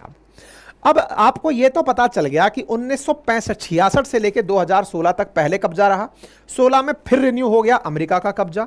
रिसेंटली इस बीच में घटना होती है और वो घटना दुनिया का ध्यान फिर से आकर्षित कर देती है। हुआ क्या? रशिया यूक्रेन से पहले अगर आपको याद हो तो कोरोना क्राइसिस हुआ। कोरोना में बहुत से देशों की अर्थव्यवस्थाएं बिगड़ गई। थैंक गॉड कि इंडिया की अर्थव्यवस्था बची रह गई। कोरोना काल के अंदर क्या हुआ कि एक देश था, पड़ोसी देश, अगर आपको याद हो तो हमारा अपना पड़ोसी श्रीलंका, जहां पर इकोनॉमिक क्राइसिस जबरदस्त तरीके से निकल कर आया। यहां पर कुछ क्राइसिस में जी रहे लोग नाव में सवार होकर कनाडा के लिए निकल लिए कि भाई अब कनाडा जाएंगे, वहां पर शरण लेंगे और वहीं जाकर रहेंगे। ये मूलतः तमिल मूल के लोग थे और जो जाकर के चल दिए कनाडा जाकर के शरण लेंगे, चल दिए साहब। रास्ते में इनको कनाडा बहुत दूर लगा। इनको दूर लगा तो ये अपनी नाव से उतरे और रास्ते में ही इन्हें दिखाई दिया चागोस आइलैंड और ये वहां पहुंच गए। कहा जाता है कि लगभग 60 से अधिक, कुछ लोग 89 बताते हैं, कुछ 81 बताते हैं, इतने लोग थे जो श्रीलंका से निकले थे इकोनॉमिक क्राइसिस में और डियागो गार्सिया जाकर रुक गए, क्योंकि इनकी नाव को कहीं और जगह नहीं मिली और ये अपनी नाव को वहीं लगाकर पहुंच गए। ऐसी जगह जहां पर अमेरिका ने फोर्सफुली लोगों को भगाया हो, जहां फोर्सफुली लोगों को दूसरे देश की नागरिकता दिलवाई गई हो कि तुम यहां से निकल जाओ, वहां पर अचानक बिन बुलाए मेहमान पहुंच जाएं और उनकी कवरेज मीडिया में आ जाए तो कहना ही क्या है। यही हुआ साथियों। ये वो वोट है जो बीबीसी ने कवर की और यहां पर देख सकते हैं कि असाइलम सीकर्स डियागो गार्सिया में अटक गए। ऐसी खबर 2022 में पब्लिश होना शुरू हो जाती है। कहलाता है कि 89 ऐसे असाइलम सीकर्स हैं जो जाकर के डियागो गार्सिया अटक गए हैं, जो कि तमिल रिफ्यूजी हैं। अब ये चाहते क्या हैं? ब्रिटेन ने अब यहीं से सारा की सारा खेला शुरू होता है। ये 89 लोग यहां फंसे हुए हैं। अब ये सब की सब यहां पर फंसे तो हैं, मुसीबत क्या है? अमेरिका इन्हें फेंकना चाहता है कि निकलो यहां से। ब्रिटेन कहता है कि जगह तो मेरी है, तुम निकालने वाले कौन होते हो? खेल समझ में आ रहा है? ब्रिटेन का न्यूज चैनल है बीबीसी। बीबीसी वाले जाकर के इनकी डॉक्यूमेंट्री कवर करने पहुंच गए कि हां बताओ क्या परेशानी है। बैठ के गए थे अमेरिकी जहाज में ही, क्योंकि वैसे कोई तरीका था नहीं जाने का, और वहां जाकर के निकाल रहा है कि बताओ बेटा क्या परेशानी है। बोले सर अमेरिका वाले बहुत मारते हैं, भूखा रखते हैं हमको, हमारे साथ में बहुत असॉल्ट किया जाता है। अब भाई ऐसी सारी बातें सुनकर के मूड तो खोलेगा। ब्रिटेन में कुछ एक्टिविस्ट लोग एक्टिव हो जाते हैं और कहते हैं कि डियागो गार्सिया में जो रह रहे लोग हैं उनकी मदद होनी चाहिए। कौन से लोग? ये जो 89 लोग गए हैं। अमेरिका कह रहा है कि मैं कैसे दे दूं? ब्रिटेन अपनी जगह सही है कि असल में तो जगह ब्रिटेन की ही है। अमेरिका उन लोगों को वहां रुकने क्यों नहीं दे रहा है? तो अमेरिका कह रहा है कि सुनो, मैं अब अगली बार अगर किसी ने ज्यादा चूचपड़ करी ना, अपनी फ्लाइट में लेके और नहीं आऊंगा किसी को यहां दिखाने के लिए। अगर तुम में से, ये बीबीसी वालों सुन लो ध्यान से, और ये जो वकील बन रहे हैं ना ये सुन लो, इस जगह उतरने भी नहीं दूंगा मैं। तो भाई साहब मैंने शुरुआत में इसी को दादागिरी कहा था। जगह किसकी है? ब्रिटेन की। लीज पर किसने ले रखी है? अमेरिका ने। लीज पर लेने वाला इतना बड़ा कब्जा कर लिया कि टोटी भर तक अगर खराब हो गई तो सुधारने नहीं दे रहा है। आज ब्रिटेन वालों को यह एहसास हो रहा है, इसीलिए यह सुर्खी अंतरराष्ट्रीय बन गई है कि Diego Garcia asylum Sikar feel unsafe on remote British island territory. क्या आप मेरी बात समझ रहे हैं? यानी कि इस आइलैंड पर ब्रिटिश की आइलैंड है, अमेरिका का कब्जा है और इन लोगों के साथ खूब यातनाएं हो रही हैं। और तो और अमेरिका ब्रिटिश कोर्ट को यह कहकर रोक देता है कि सुनो, उनके मामले पर कोई सुनवाई मत कर लेना। 9 जुलाई की खबर है, US block UK from holding court hearing in British territory Diego Garcia. भाई ब्रिटिशर्स का तो अखंड बेइज्जती हो रहा है। मतलब अमेरिका ने इन लोगों को, यानी अपनों को भी नहीं छोड़ता है अमेरिका। अपन तो सोचते हैं कि ये हमारे साथ ऐसा है, ये जिनके साथ रहता है उनको भी निगल जाता है। तो भाई इसकी खबर को गार्जियन इसीलिए छाप रहा है कि authorities refuses to grant access for जजेस और legal team to visit island, कि किसी को भी मैं जाने नहीं दूंगा, वहां जाकर देखने नहीं दूंगा कि क्या चल रहा है। अटके हो तो अटके रहो। है मजेदार बात। हम अनुमति नहीं देंगे।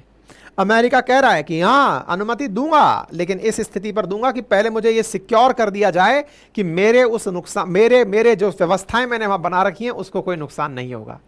बाकी आप समझदार हैं, किस तरह से आप इस बात को लेते हैं कमेंट बॉक्स में बताइए। हमने तो आपको विषय वस्तु बता दी, लेकिन हाँ, इस तरह के विषय में अगर आपको रुचि है तो आप ज्योग्राफी जो मैंने यहाँ पर पढ़ा रखी है, जिसमें पूरा मैपिंग पढ़ा रखा है, आप जरूर जाकर के ज्वाइन करें। Complete geography, polity, history, economics का बैच है जीए फाउंडेशन का। अपनी पाठशाला एप्लीकेशन पर उपलब्ध है, रिकॉर्डेड बैच है, आप जाकर उसे एक्सेस कर सकते हैं पूरे 1 साल की वैलिडिटी के साथ में। ठीक है, जो क्लास में पढ़ाया गया कंटेंट है वो हमारे हैंड रिटन नोट्स में उपलब्ध है, आप उसे भी एक्सेस कर सकते हैं। ठीक है साहब, किसी प्रकार की कोई क्वेरी हो तो कमेंट बॉक्स में पूछें।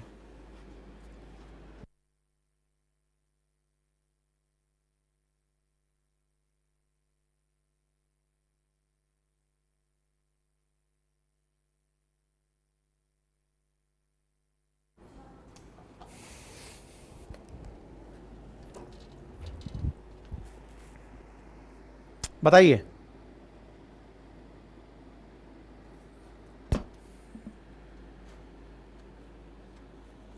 मजा आया?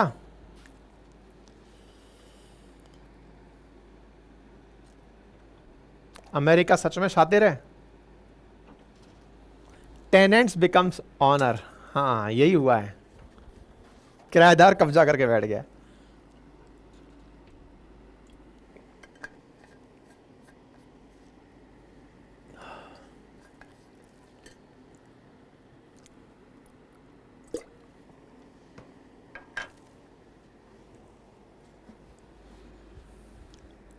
कविता Saini, thank you so much. बढ़े भाई आगे, चलिए। आपको याद है आज से लगभग 8 महीने पहले हमने एक सेशन किया था। इन्फोसिस के चेयरमैन थे नारायण मूर्ति, थे क्या हैं, ऋषि भैया के जो ससुर हैं, उन्होंने बयान दिया था। क्या बयान दिया था? कि भारतीयों को 70 घंटे एक हफ्ते में काम करना चाहिए। देश में बड़ी प्रतिक्रिया हुई थी कि सर 70 घंटे कोई काम कैसे कर सकता है। कोई बात नहीं, आज हम इसी बात पर चर्चा करने वाले हैं, क्योंकि 70 घंटे काम आदमी तो छोड़ो, रोबोट नहीं कर पा रहा है, और रोबोट सुसाइड कर ले रहा है, रोबोट खुद मर जा रहा है। हम चर्चा कर रहे हैं एक ऐसे देश की जहां पर हर 10 में से एक आदमी कहिए, या 10 में से एक वर्कर रोबोट है। और इस रोबोट की ही कहानी को आज के सेशन में हम समझा रहे हैं। साथियों, दुनिया में विकसित राष्ट्रों का एक समूह है जिसे OECD कहते हैं, organisation for economic cooperation and development. OECD जिसका मुख्यालय पेरिस में है, यह वही OECD है जिसके द्वारा FATF यानी फाइनेंशियल एक्शन टास्क फोर्स बनाई जाती है, जिसके द्वारा ग्रे लिस्ट, ब्लैक लिस्ट किया जाता है कंट्रीज को। 38 कंट्रीज का मेंबर नेशंस की कंट्री है, जिसमें का समूह है, जिसमें विकसित राष्ट्र शामिल होते हैं। उनमें से एक विकसित राष्ट्र साउथ कोरिया है। आज उसकी खबर है क्योंकि वहां के एक मशीन रोबोट ने थक कर के जान दे दी है। कहते हैं कि मशीनें कभी थकती नहीं हैं। कुछ लोग जब थकते नहीं हैं तो उन्हें मशीन की उपमा दी जाती है, अबे मशीन हो क्या यार, थकते ही नहीं हो। लेकिन हाल ही में कुछ ऐसा ही हुआ है। साउथ कोरिया, जहां पर रोबोट के द्वारा लेके सर्जरी से लेके प्लांटेशन से, बहुत सारे स्टिचेस से, मशीनरी कामों से सारे काम कराए जा रहे थे, आज सुर्खी कुछ इस तरह से बनती है कि South Korea sees its first robot suicide, here is what caused it. South Korea के अंदर रोबोट सुसाइड कर लेता है।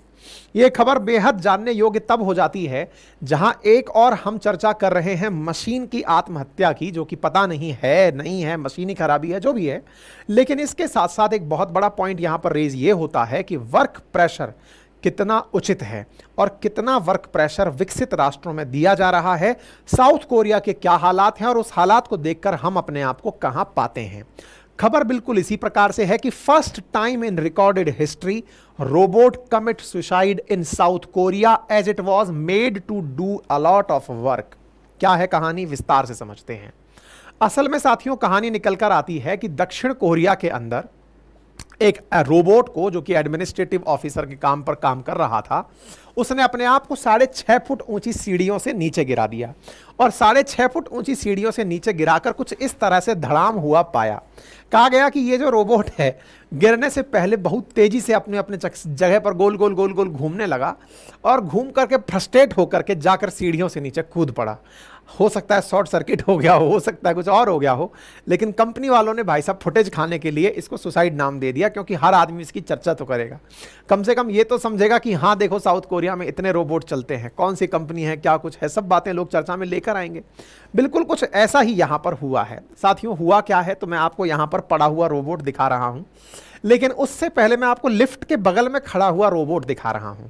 आप लोगों ने कभी सरकारी कार्यालयों में या प्राइवेट कार्यालयों में लोगों को काम करते देखा हो तो आप अक्सर देखेंगे कि एक बाबू की टेबल पर कोई सामान रखा है, वो बाबू एक साथ में स्टाफ को, सब स्टाफ को बोलकर कहते हैं कि भैया जाकर उस टेबल पर ये फाइल पकड़ा के चले आइए। एक भैया होते हैं जो इधर से उधर टेबल पर घूम रहे होते हैं। ऑफिस स्टाफ होता है, वो सपोर्टिव स्टाफ होता है, मदद के लिए स्टाफ को रखा जाता है। भारत में अक्सर आपने इस तरह की व्यवस्थाएं देखी होंगी। लेकिन जिस देश में पॉपुलेशन बड़ी कम हो, पैसा बहुत अधिक हो, तो वहां पर इसी काम को करने के लिए एक रोबोट को कार्य दिया हुआ था। बाकायदा ये रोबोट अपने पास प्रॉपर आईडी कार्ड पहनता था। आप जिस जगह फाइल भिजवाना चाहें, इस रोबोट पर फाइल रखें, उसका नंबर डाल दें, वहां पर ले जाकर यह फाइल पहुंचा देगा। यानी कि इस रोबोट का काम बहुत ही स्पेसिफिक था, फाइलों को एक जगह से दूसरे जगह ले जाने का, और अपने काम को यह बखूबी निभा रहा था। और तो और लिफ्ट को खोलना बंद करना, सीढ़ी से मतलब लिफ्ट से आना जाना, ये सब काम बहुत अच्छे से कर लिया करता था। लेकिन बेचारे से इतना काम करवाया कि शॉर्ट सर्किट मार गया, और मार करके सीढ़ी के पास पहुंचा, गोल गोल घूमा और धाम से जाके नीचे गिर गया। लोग कह रहे हैं देखिए सुसाइड कर लिया है। हाँ, हो सकता है कि वैज्ञानिक इस बात को सुसाइड नाम दे रहे हों, मुझे तो ये कोई टेक्निकल फेलियर लगता है। लेकिन फिर भी अगर ऐसी चर्चा भी है तो लोगों ने इस बहाने अपनी तरफ ध्यान आकर्षित कर लिया है कि काम बहुत करवाया जा रहा है साउथ कोरिया में। इसीलिए आप जहां तहां खबर देख रहे हैं कि ये जाकर टूट पड़ा, गिर पड़ा, मर पड़ा।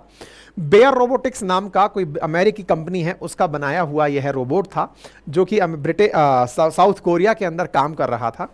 और इसका काम जो था वो सूचनाओं को एक जगह से दूसरी जगह पहुंचाना था।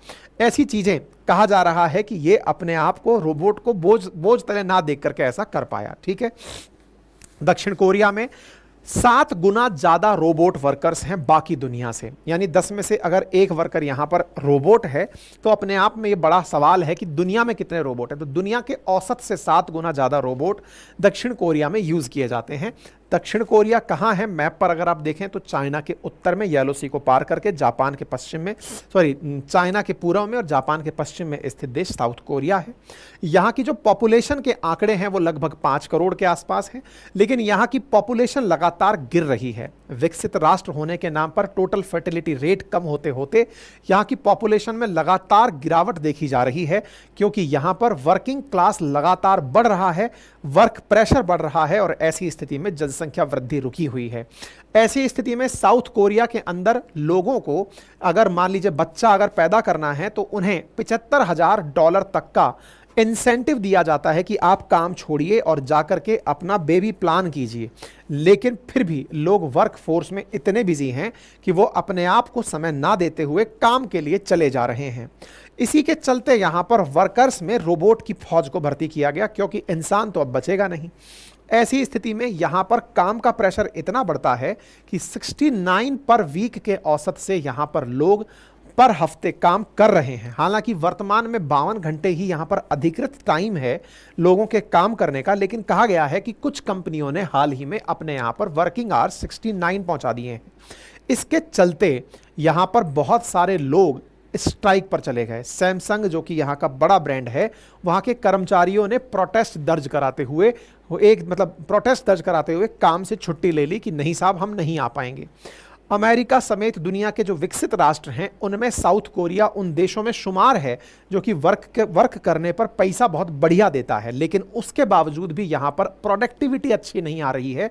उसके पीछे एक्सेस वर्क प्रेशर को बताया जा रहा है। कहा जा रहा है कि यहाँ पर वर्क कल्चर में काम का बढ़ जाना और स्ट्रेस की वजह से लोगों का बर्नआउट हो जाना, काम में ध्यान ना दे पाना, इसकी वजह से साउथ कोरिया वर्तमान में प्रोडक्टिविटी में बड़ी गिरावट देख रहा है।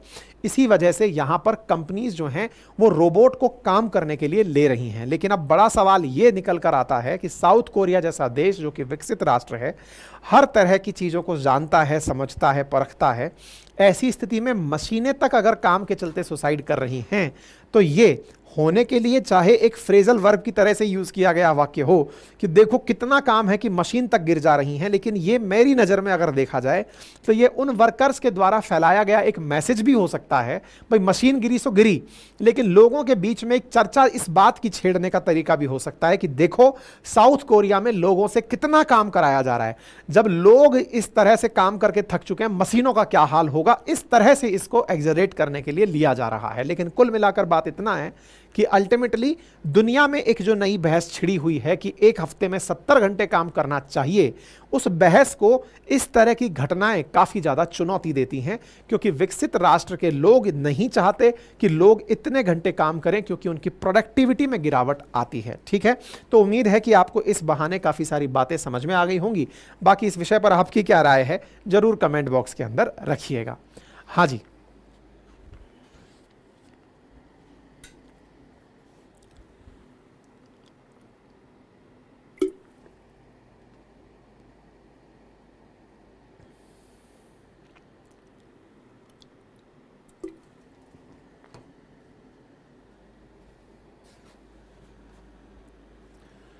संगीता कुमारी, सर जी आपसे रिक्वेस्ट है कि आरएनए की क्लास बंद मत कीजिएगा।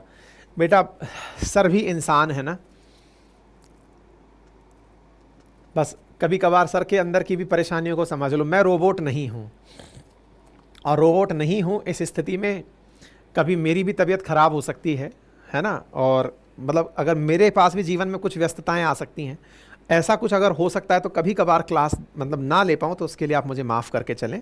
बाकी जब मैं होता हूँ तो पूरी तरह प्रेजेंट होता हूँ, है ना।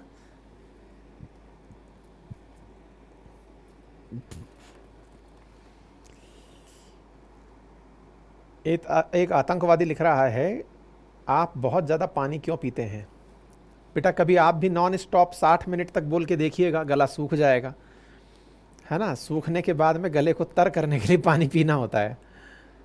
गजब गजब लोग हैं, धन्य है।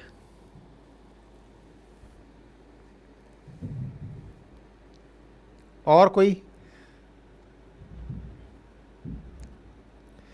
क्लास नहीं देखते तो मज़ा नहीं आता। हाँ हाँ, मैं मानता हूँ भाई, मैं भी आप ही की तरह हूँ। मैं जब क्लास नहीं लेता मुझे भी मज़ा नहीं आता, लेकिन करें क्या।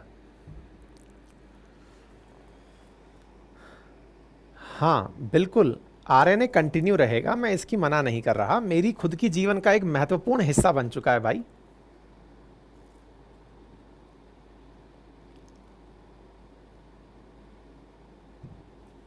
है ना।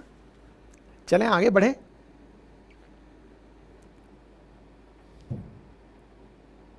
चलिए आगे बढ़ते हैं साथियों।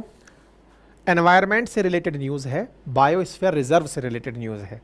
जल्दी से कमेंट बॉक्स में बता दो, इंडिया में कितने बायोस्फीयर रिजर्व हैं, वर्ल्ड में कितने बायोस्फीयर रिजर्व हैं। क्योंकि आज की खबर है कि दुनिया में कुछ कितने 11 नए बायोस्फीयर रिजर्व जुड़ गए हैं।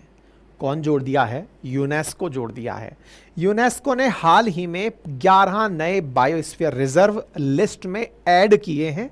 ये जानकारी हाल ही में निकल कर आई है, और यूनेस्को के द्वारा ये जानकारी 34 रिप्रेजेंटेटिव्स की प्रेजेंस में एक मीटिंग को हेल्ड करते हुए, जो कि 36वां सेशन था यूनेस्को का, उसमें यह जानकारी दी गई, जिसमें मैन एंड बायोस्फीयर प्रोग्राम की चर्चा की गई थी। ठीक है, 2 से 5 तारीख के बीच में मोरक्को के अंदर यूनेस्को की मीटिंग हुई, जिसमें बायोस्फीयर रिजर्व्स की संख्या को बढ़ाने पर सहमति बनी। ये नए 11 बायोस्फीयर रिजर्व हैं, इनमें से एक भी भारत में नहीं जुड़ा है। जो नए जुड़े हुए हैं बायोस्फीयर रिजर्व, उसमें से बेल्जियम, नीदरलैंड, कोलंबिया, ये सारे के सारे वो देश हैं जहां पर 11 नए बायोस्फीयर रिजर्व्स जोड़े गए हैं। अविनाश का आंसर आ चुका है 18 और 759। वेरी गुड बेटा, बहुत सही जवाब है। इससे पहले लेकिन मैं आपको यूनेस्को बता दूं। UNESCO United State education, scientific and cultural organisation के नाम से जाना जाता है। इसकी स्थापना 16 नवंबर 1945 को हुई थी। मुख्यालय इसका पेरिस में है। 193 सदस्य इसके अंदर समूह के रूप में जुड़े हुए हैं। बायोस्फीयर रिजर्व्स वो जगह हैं जो कि विशेष रूप से क्रिएट की गई हैं फ्लोरा और फौना को बचाने के लिए, यानी कि पौधे और एनिमल्स को बचाने के लिए, उनकी लोकल ट्राइब्स को वहीं पर रिस्टोर करने के लिए, ट्राइब्स जो वहाँ पर रहती हैं उनके जीवन को पूरी तरह से प्रोटेक्टेड तरीके से चलाने के लिए यूनेस्को के द्वारा बाकायदा 1971 में मैन एंड बायोस्फीयर रिजर्व नाम का एक प्रोग्राम चलाया गया था।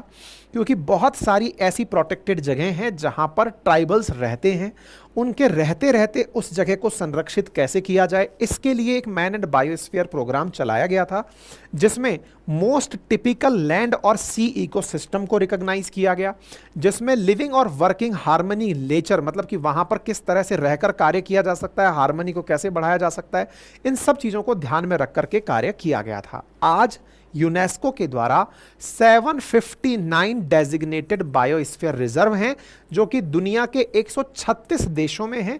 यह जानकारी आपको पता होनी चाहिए, ठीक है ना। दुनिया में 1199 वर्ल्ड हेरिटेज साइट हैं यूनेस्को के द्वारा, और इंटेंजिबल हेरिटेज एलिमेंट्स के अंदर 730 हैं, यानी अमूर्त, जिन्हें आप छू नहीं सकते। जैसे हमारे देश के अंदर कुंभ जो है वो इंटेंजिबल हेरिटेज के अंदर काउंट किया जाता है, ठीक है। तो इस तरह से 213 यूनेस्को के वर्ल्ड पार्क हैं, जिन्हें आप जो ग्लोबल जियो पार्क के नाम से जानते हैं। जब बायोस्फीयर रिजर्व की बात होती है तो यह समझ में आता है कि यहां पौधे और जानवरों को संरक्षित करने की बात की जा रही है। पौधे और जानवरों को संरक्षित करने के लिए बायोस्फीयर रिजर्व में कुछ जोन डिक्लेयर किए जाते हैं, जिनमें से सबसे केंद्र का जो जोन है, जिसे कोर जोन कहा जाता है, और उस कोर जोन के अंदर केवल एजुकेशन पर्पज से आपकी एंट्री अलाउ होती है। इसके अलावा आपको यहां पर जाना अलाउ नहीं होता है। केवल यहां पर एनिमल और प्लांट्स जो हैं उन्हें रहने के लिए छोड़ दिया जाता है। दूसरा जो जोन है, जिसे बफर जोन किया जाता है, यहां पर टूरिज्म भी अलाउ होता है, यहां पर ह्यूमन सेटलमेंट भी किया जा सकता है, एजुकेशन भी की जा सकती है, यहां पर मॉनिटरिंग भी की जा सकती है, और बायोडाइवर्सिटी का तो विकास होता ही है। कहने का कुल मिलाकर मतलब यह है कि एक बायोस्फीयर रिजर्व में 3 तरह के जोन होते हैं: कोर जोन, बफर जोन और ट्रांजिशन जोन। कोर जोन जहां केवल एजुकेशनल पर्पज से अगर कोई काम हो तो ही जाया जा सकता है, अदरवाइज वहां पर व्यापक बायोडाइवर्सिटी निवास करती है। उसके बाहर का जो जोन है वो बफर जोन कहलाता है, और इस बफर जोन के अंदर आप टूरिज्म भी कर सकते हैं, रह भी सकते हैं, यानी कि ह्यूमन सेटलमेंट भी डेवलप किया जा सकता है। और बाहरी जो जोन है, जिसे ट्रांजिशन जोन कहा जाता है, जहां पर जो भी कार्य आप लोग आम जीवन में करते हैं उस तरह के कार्य खनन को छोड़कर अलाउ होते हैं, ठीक है। यूनेस्को ने इसी प्रकार से 11 नए बायोस्फीयर रिजर्व डिक्लेयर किए हैं, जिनमें से एक एक करके इन सब के नाम हैं। आप चाहो तो याद कर लेना, इनकी तस्वीरों के साथ इनके नाम उपलब्ध हैं। आप इनको देखें और ध्यान से देख करके अगर आपको आवश्यक लगे तो नाम याद कर लेना। ये मैंने कुछ तस्वीरें आपको यहाँ पर दिखा दी हैं, किस किस प्रकार से यहाँ पर बायोस्फीयर रिजर्व हैं, आप इनको देख लें। आल्प्स पर्वत में बायोस्फीयर रिजर्व है, इस मंगोलिया में बायोस्फीयर रिजर्व है ना, ऐसे फिलीपींस में बायोस्फीयर रिजर्व है, ऐसे ही रिपब्लिक ऑफ कोरिया के अंदर बायोस्फीयर रिजर्व है, ऐसे ही स्पेन के अंदर बायोस्फीयर रिजर्व है, ऐसे ही स्पेन के अंदर एक और बायोस्फीयर रिजर्व है। तो इस प्रकार से आपके सामने बात निकल कर आती है, ठीक है। अब बात करते हैं बायोस्फीयर रिजर्व ऑफ इंडिया की। तो इंडिया के अंदर 1971 में जब यूनेस्को ने बायोस्फीयर रिजर्व रिकॉग्नाइज किए, उस समय देश में कुल 18 बायोस्फीयर रिजर्व थे। उनमें 18 में जो बायोस्फीयर रिजर्व हैं उनकी लिस्ट आपके सामने यहां पर है, जिनमें पहला नीलगिरी संरक्षित जैवमंडल क्षेत्र था, ठीक है। भारत में कुल बायोस्फीयर रिजर्व की संख्या 18 है, जो कि G20 के अंदर भी हमने वन महोत्सव के तहत जानकारी के रूप में दी थी, जिनमें हमारे पास नाम है कोल्ड डेजर्ट, नंदा देवी, मानस, डिब्रू साइकोवा, कंचनजंगा, देवांग देहांग। विद्यार्थी कृपया करके इन्हें याद कर लें, इन 18 के नाम आपको याद होने चाहिए।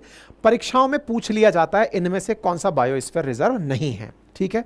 इन 18 की जो लिस्ट है वो हमने आप लोगों के सामने कंटेंट में साझा कर दी है। ये सारा कंटेंट आपको पीडीएफ के रूप में अपनी पाठशाला.com नाम की जो वेबसाइट है वहां पर मिल जाएगा।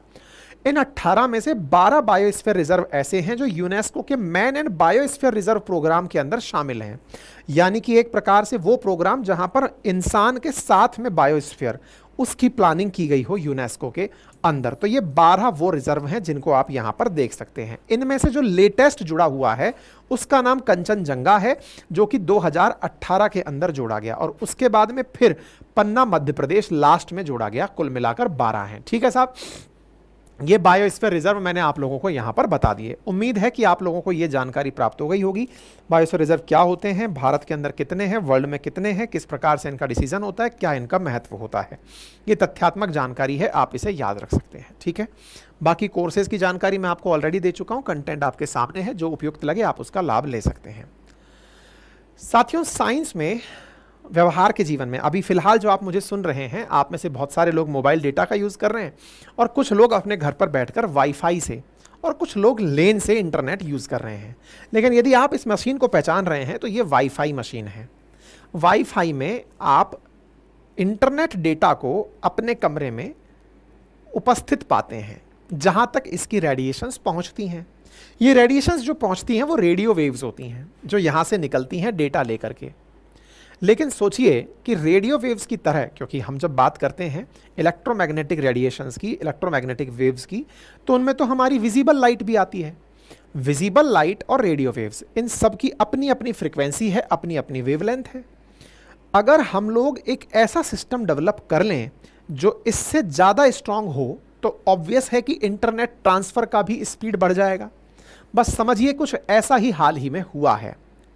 लाइट फिडेलिटी, जिसे लाईफाई कहा जाता है, साइंस का ये बेहतरीन उदाहरण है, पहले यूपीएससी के एग्जाम में पूछा जा चुका है, रिसेंटली सुर्खियों में है, क्योंकि वाईफाई से बढ़कर के लाईफाई, लाइट फिडेलिटी यानी कि विजिबल लाइट के थ्रू इंटरनेट को पहुंचाना, ये प्रक्रिया भारत में हो रही थी।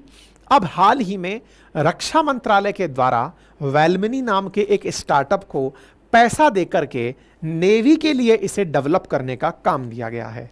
ये खबर बड़ी काम की हो जाती है। साथियों, चर्चा है लाइट की स्पीड से इंटरनेट पहुंचाने की। सुर्खी कुछ इस प्रकार से बनती है कि defence ministry dial into Velmenni's lifi technology to address Indian navy communication challenges. क्या चैलेंजेस हैं इंडियन नेवी के? साथियों, कई बार आप में से बहुत से लोगों ने देखा होगा कि इंडियन नेवी की बहुत सी सबमरीन्स डीप डाइव करके चल रही होती हैं। पानी के भीतर वाईफाई पहुंच नहीं पाता है, लेकिन लाइट पहुंचती है। सूरज की रोशनी काफ़ी दूर तक पहुंचती है। ड्रैगन लाइट से अगर आप पानी के अंदर देखते हैं तो वो भी काफ़ी मीटर तक अंदर जाती है। बेसिक सेंस में अगर मैं बात करूं तो जहां रेडियो वेव नहीं पहुंच पा रही है पानी के भीतर, वहां रोशनी से पहुंचा जा सकता है, और अगर उसी रोशनी में इंटरनेट है तो आप इंटरनेट की कनेक्टिविटी भी ले सकते हैं। यही तो काम है जो होने की संभावना है।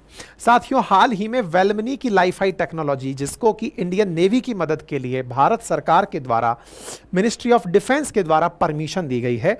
यहां पर आप देख सकते हैं कि मिनिस्ट्री ऑफ डिफेंस के द्वारा आईडेक्स इनिशिएटिव के तहत इन्हें, आईडेक्स इनिशिएटिव क्या है? इंडिया का डिफेंस सेक्टर के अंदर एक एडवांस टेक्नोलॉजी शामिल करने का तरीका है, जिसके तहत वेलमनी की जो लाइट फिडेलिटी टेक्निक है उसके लिए इन्हें कुछ फंड दिया गया है और कहा गया है कि आप नेवी के लिए जो हार्श एनवायरमेंटल चैलेंजेस हैं उसमें भी इंटरनेट पहुंचता रहे, उस काम को सुगम बनाइए। साथियों, वेलमनी इंडिया का एक स्टार्टअप है जो कि दीपक सोलंकी और उज्जवल मिनोचा के द्वारा शुरू किया गया था। ये लाइट के माध्यम से इंटरनेट पहुंचाने के लिए जाने जाते हैं। तकनीक का नाम लाईफाई कहलाता है, यानी कि लाइट फिडेलिटी। जहां पर लाइट की रोशनी है वहां पर इंटरनेट पहुंच जाएगा। इस तरह से इस इंटरनेट को पहुंचाने के लिए काम किया जाता है। मतलब एक प्रकार से यह समझिए कि जहां जहां तक लाइट पहुंच रही है वहां तक इंटरनेट पहुंच रहा है। विजिबल लाइट के साथ डेटा को अगर ट्रांसमिट किया जाता है तो लगभग 100 गुना तेज इंटरनेट ट्रांसफर होता है। यही इसका सबसे बड़ा उपयोग माना गया है। मेरे प्यारे साथियों, अगर लाइट के ब्रॉड स्पेक्ट्रम को अगर हम देखें तो हम ये जान पाते हैं कि रेडियो वेव्स के साथ, मतलब किस प्रकार से हम लोग वेवलेंथ के बढ़ते क्रम के साथ, जैसे जैसे वेवलेंथ बढ़ती चली जाती हैं तो वेवलेंथ के साथ में हम दूरी तो लंबी तय कर पाते हैं, लेकिन उनके साथ डेटा स्पीड कम रह जाती है। इसलिए कम वेवलेंथ के साथ में डेटा को भेजने के लिए विजिबल लाइट का उपयोग किया जा रहा है। ऐसी स्थिति में high speed wireless communication technology को लाइट के एलईडी बल्बों के माध्यम से भेजने का प्रयास लाइट फिडेलिटी कहलाता है। भविष्य में इसमें इंफ्रारेड और यूवी लाइट्स का भी उपयोग किया जा सकता है। अब दिमाग में एक बड़ा प्रश्न बनता है कि सर लाइट तो फोटोन के थ्रू ट्रैवल करती है। जी नहीं, लाइट का डुअल नेचर है। लाइट के पैकेट्स भी हैं तो वेव्स भी हैं, और वेव्स के साथ ही डेटा ट्रैवल करने की डुअल नेचर के कारण चर्चा की जा रही है। अच्छा, एक सवाल यहां पर और बनता है, और बड़ा सवाल क्या बनता है कि यहां पर स्पीड अपने आप में एक बड़ा प्रश्न है, और चूंकि लाइट पूरी दुनिया में जहां जहां आप सूरज की रोशनी पहुंचती देख रहे हो वहां तक लाइट है, तो उसके थ्रू आप इंटरनेट भी पहुंचा सकते हो। ये फायदेमंद चीज तो है, क्योंकि आज मान लीजिए आज आपने अपने यहां पर राउटर लगाया हुआ है जिससे आपके कमरे में इंटरनेट पहुंच रहा है। लेकिन अगर आपके घर में लाइट का बल्ब लगा हुआ है जो कि मैंडेटरी है, अब आपने एक ऐसा एलईडी बल्ब लगा दिया जो कि बल्ब लगाते ही उसमें से ऑटोमेटिक वाईफाई आना शुरू हो गया, यानी कि इंटरनेट आना शुरू हो गया और जो तेज रोशनी से आ रहा है। तो लाइट तो मैंडेटरी फीचर है, तो लाइट के साथ साथ इंटरनेट भी अगर पहुंचने लग जाए तो डुअल पर्पज है और फास्ट स्पीड है। तो ये तो अपने आप में एक टेक्नोलॉजिकल रेवोल्यूशन है।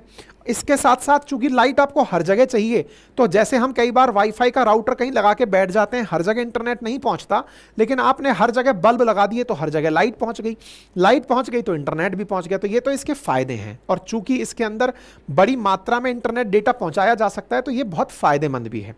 इसके साथ साथ आप इसके फायदों में सेंसिटिव, मतलब बहुत सारे जो तरीके हैं उसके अंदर इंडोर नेविगेशन वगैरह, इन सबके लिए आप इसको यूज कर सकते हैं।